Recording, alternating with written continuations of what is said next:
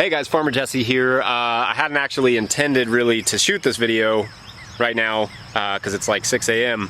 But I'm out here, the sun is out here, so let's do it.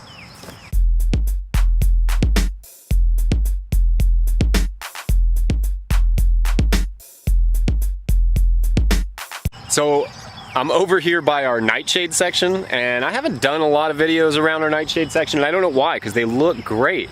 It's starting to get a little crowded, you can kind of see. So we just pack all of our nightshades into one plot. And you know, that just kind of keeps all the, if we have disease issues, it all stays here so that when we move them, you know, we don't have tomatoes in like every single plot.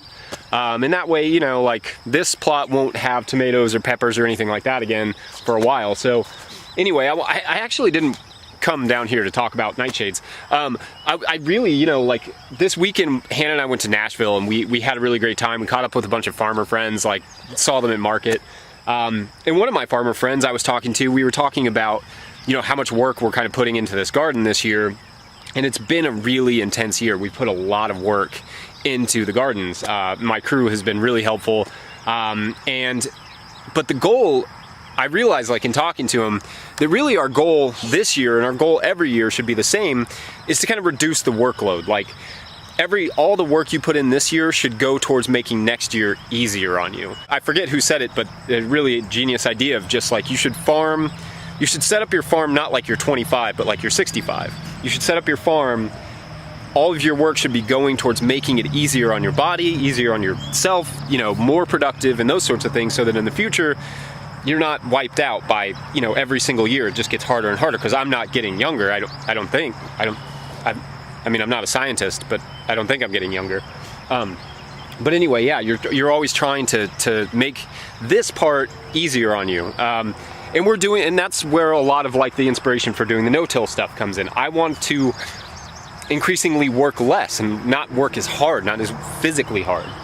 So that's the goal, is I don't want to be, you know, wrestling with my tractor all the time. I want, you know, systems to kind of be running on their own. Thought I would show you our little melons. It's got all that landscape fabric, but there's no weeds in it. It's wonderful. There's one zucchini plant out there that you may be able to see. But they're doing really well. We've got, you know, these little melons coming along here. You can see right here's a melon. So that's pretty fun. It's all cantaloupes, honeydew style melons, musk melons. We're not doing any watermelons just because they take a little longer. People can buy watermelons for cheaper than we can produce them. So we like to produce cantaloupes and stuff because they're a little bit more productive. But yeah, we don't have as much luck with the other ones, with the watermelons. And they're just harder to harvest at the exact, you know, right ripeness. These actually turn color. So we'll probably stick with doing cantaloupes and muskmelons and that sort of thing. Although you can see they take up a ton of room. This is a giant plot.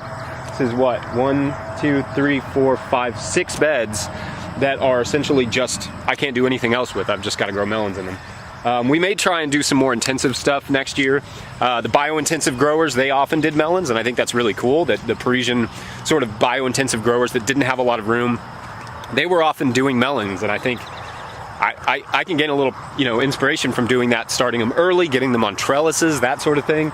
We may try a little bit of that next year. That kind of excites me. Oh, I do want to show you one more thing. We got this giant pile of wood chips right here. We finally got one. Somebody finally pulled up the other day and dropped. I've chased down trucks. I've left notes. I've called everybody. I had the interns call a bunch of people. Finally we got one. And I'm hoping he brings like, I don't know, 15, 20 more. Anyway, yeah, so it's super awesome starting to compost. You know, starting all that fungi. It's super cool. But anyway, that's about it for now. If you guys like this video, please like this video. Make sure to subscribe. Share our channel with your friends. You know, anybody that's kind of doing that maybe wants to do commercial garden, wants to do a no-till system, you can sort of watch our transition into that.